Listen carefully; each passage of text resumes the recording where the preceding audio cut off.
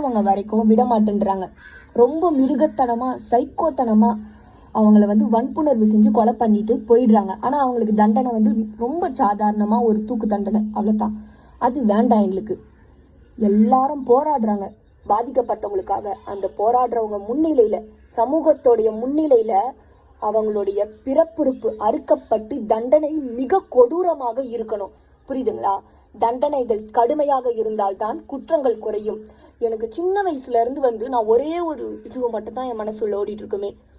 கொடுமையிலும் கொடுமை, நம் இந்திய தேசம் அந்த வெள்ளையனிடம் அடிமையாக இருந்ததை விட கொடுமை பெண்களுக்கு எதிரான பாலியல் வன்கொடுமை.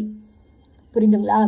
அந்த பெண்களுக்கு எதிரான இந்த பாலியல் வன்கொடுமைக்கு தண்டனை என்ன?